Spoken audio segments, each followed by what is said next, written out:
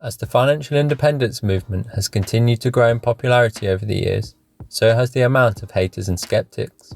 And with that, there is a fair few myths and misconceptions about the FIRE movement. I recently did a video on some of the common misconceptions about the financial independence movement. So today can be considered as a part 2 of that video, and we are going to take a look at a few more of these common misconceptions and offer my thoughts on them. You need to save at least 50% of your income.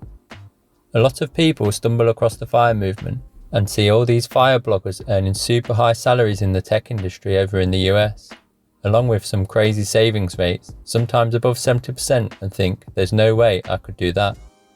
Then they continue to read on and realise that they are also sleeping on their couch whilst they house hack and rent out all of their spare rooms including their own bedroom, and are pretty turned off by the whole movement. But let's be honest, this is taking it to the extreme even for a hardcore FIRE fanatic like myself. The reality is, even a 30 to 40% savings rate can make a huge difference in time to FIRE. Back to the graph from part 1 that showed me how powerful your percentage savings rate is and why it is far more important than your income or your investment returns. On the y-axis, we have the time until the person reaches retirement shown in years, or more accurately financial independence, the position where work is voluntary. On the x-axis, we have the percentage savings rate, the proportion of post-tax salary that a person is able to save and invest.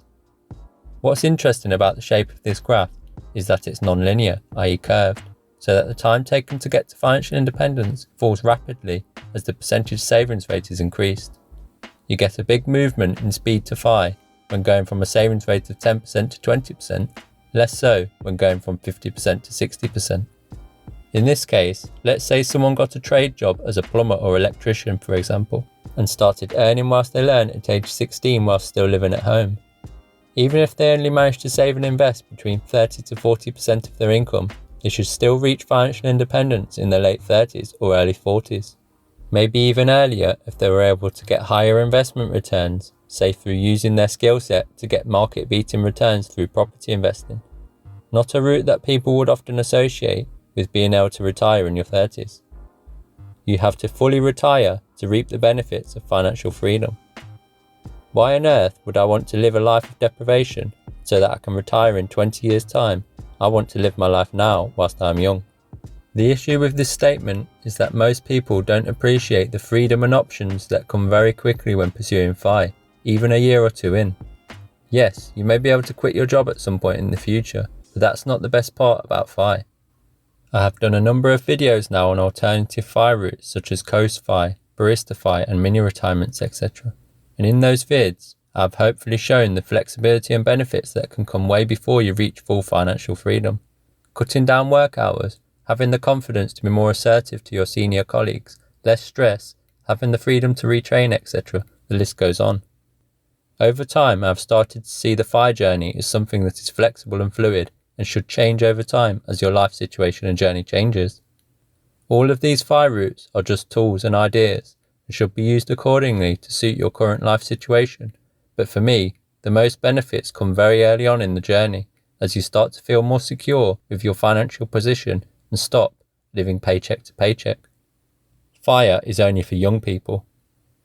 There is a perception that the financial independence movement is only for young people, and to be fair, it definitely helps to get on the FIRE path as early as possible and get that compounding machine working for you. But, as the saying goes, the best time to plant a tree was 20 years ago. The second best time is today. Not everyone can be a super high earner or reach financial independence in their 30s or whenever, but everyone can learn to get better with money. This is why I say the tools of financial independence are for everyone. And for anyone getting older who hasn't got their finances sorted yet, then following the principles of FIRE will go a long way towards improving their current financial situation.